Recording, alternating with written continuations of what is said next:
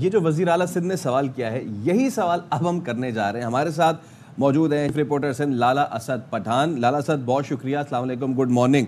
वज़ीर आला ने पुलिस से पूछा है कि भाई जब ये सब हो रहा था, डाकू घर में घुसे, तो पुलिस कहाँ है?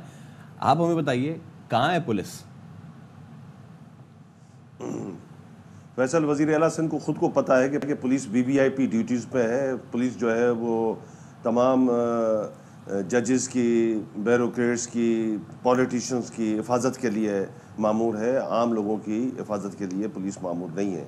उसकी वजह यह है कि 1 लाख पुलिस पूरे सिंध में है, तकरीबन 1 लाख, जिसमें से कोई 45,000 के करीब कराची डिवीज़न में है, बाकी पूरे सिंध में है।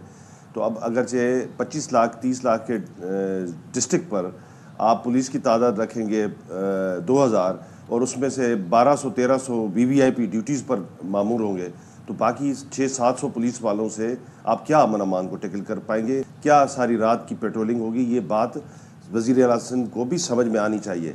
अगरचे वो चाहते हैं कि सिंध में अमन अमान हो, सिंध के अमन अमान की सूरत हाल बेहतर हो, तो इस वीवीआईपी कल्चर का खात्मा करना पड़ेगा। ये जो एक फ़ौज ज़फ़र मौज पूरे जो वीवीआईपी कल्चर के ऊपर जो उनकी हिफाजत के लिए लगाई जाती है, इसको अवाम की हिफाजत के लिए नीचे लाया जाए और उनको मामूर किया जाए, तो फिर ही बेहतरी आ सकती है। पन्नू आकिल का जो बच्चा अगवा हुआ है, ये बहुत एक भोंडा मजाक है सिंध के लोगों के साथ, और ये आज से नहीं है। इससे पहले जैकबाबाद में अगवा, उससे पहले कश्मीर में अगवा, घोटकी में अगवा, शिकारपुर में अगवा, सखर में भी इससे पहले इस तरह के वाक़यात हो चुके हैं।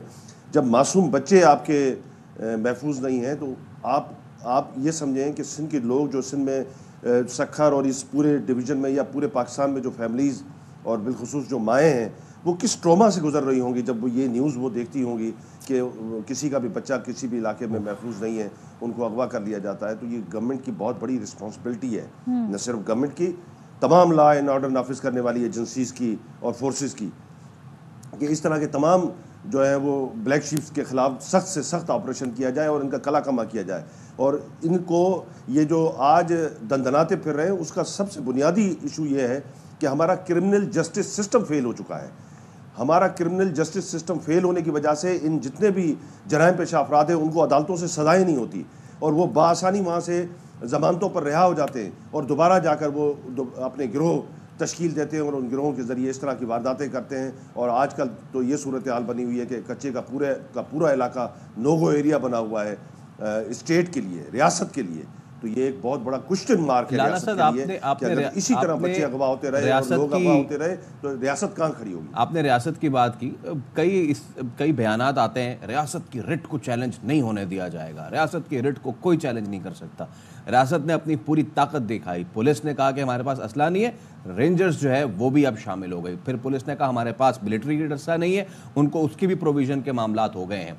रियासत की रिट को चैलेंज करने का बयान सिर्फ कराची में बैठ के देना है या फिर उसका अमली मुजाहरा करना है इस कच्चे में आके? देखें फैसल, एक बात मैं आपको वाज़ेह तौर पे बता दूं कि इसमें कोई शक नहीं है कि हमारी रियासत बहुत ज़्यादा ताकतवर है, मगर जागे, नींद से जागे, नींद से नहीं जागते। और इतनी देर से नींद से जागते हैं कि जब इतना नुकसान हो चुका होता है कि उसकी भरपाई करते करते सालों लग जाते हैं, नींद से नहीं जागते। ये बहुत बड़ा एक गंभीर इशू है।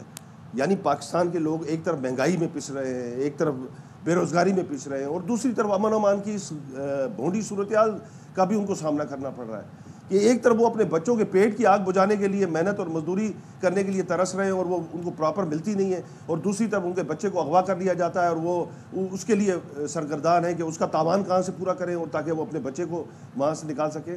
मैं ARY न्यूज़ को भी सलाम पेश करता हूँ, पूरी टीम को, कि गुज़िश्ता दिनों जब हमने कश्मीर से अगवा होने वाले बच्चे अयाज पठान का इशू उठाया तो 24 घंटे में पूरी की पूरी रियासत उसमें हरकत में आई, तमाम इंटेलिजेंस एजेंसियां भी हरकत में आई और उसके बाद उसकी रिहाई मुमकिन हो गई। अच्छा। हम यही चाहते हैं, आज के इस प्रोग्राम से भी हम यही मैसेज करना चाहते हैं कि रियासत जागे और इसकी जल्द अज जल्द रिहाई मुमकिन बनाए। लाला, ये भी बताइएगा कि ये जो मगवियों की जो वीडियोस जारी की जाती हैं डाकुओं की जानिब से, एक तो वो तो जिस देदा दिलेरी से सारी काम वारदातें कर रहे हैं वो तो सबके सामने है, लेकिन क्या इससे अचीव करना चाहते हैं? हुकूमत को क्या बताना चाहते हैं? उनके खिलाफ जो ऑपरेशन हो रहा है उनको क्या बताना चाहते हैं? क्या पर्पस है? साइकोलॉजिकली क्या करना चाह रहे हैं? सदब, ये जो डाकू तमाम जो वीडियोस जारी करते हैं मगवियों की, मासूम बच्चों की, ये असल में पाकिस्तान के लोगों को डराना चाहते हैं, उनमें एक खौफ पैदा करना चाहते हैं कि जब आपको रैंसम के लिए कॉल आए, जब आपको भत्ते के लिए कॉल आए, तो आप देर न लगाएं, सेकंड्स में वो पैसे हमें दें, वरना आप देखें कि आपकी पूरी की पूरी गवर्नमेंट्स, आपकी पूरी की पूरी रियासत हमारे सामने बेबस है, हमें कुछ भी नहीं कर सकती। ये असल में पाकिस्तान के लोगों को एक मैसेज है कि जब आपका बंदा अगवा हो तो जितना जल्दी हो सके हम जो मुंह मांगी रकम आपसे मांगते हैं वो फौरी हमें अदा कर दी जाए, नहीं तो उसकी दूसरी सूरत में यह असर होगा कि आपके मासूम बच्चों को जंजीरों के साथ, दरख्तों के साथ लटकाया जाएगा, या जो आपके अगवा किए हुए बूढ़े हैं, नौजवान हैं या किसी भी उम्र के लोग हैं, उनको इस तरह का तशद्दुद का निशाना बनाया जाएगा। और गुज़िश्ता दिनों तो एक वीडियो जारी की गई थी, सोशल मीडिया पे भी डाकुओं की तरफ से रखी गई थी कि जो मगवी हैं उनको जिनसी ज़्यादती का निशाना बनाया जा रहा था। तो ये मगवी किस ट्रॉमा से गुजर रहे हैं? हम अपने लोगों के साथ ये क्या जुल्म बर्दाश्त कर रहे हैं और क्यों खामोश बने हुए, क्यों खामोश तमाशाई हमारी पूरी की पूरी आपने जो बात की, अब रियासत ये तो एक नया पेंडोरस बॉक्स खुल जाएगा और इस पर हम आगे चल के भी बात करेंगे। हमारा मकसद यही है कि हम अपने तय तो कोशिश करते रहे और वो हम कर रहे हैं। आपका बहुत शुक्रिया लाला असद पठान, हमारे साथ आप मौजूद थे।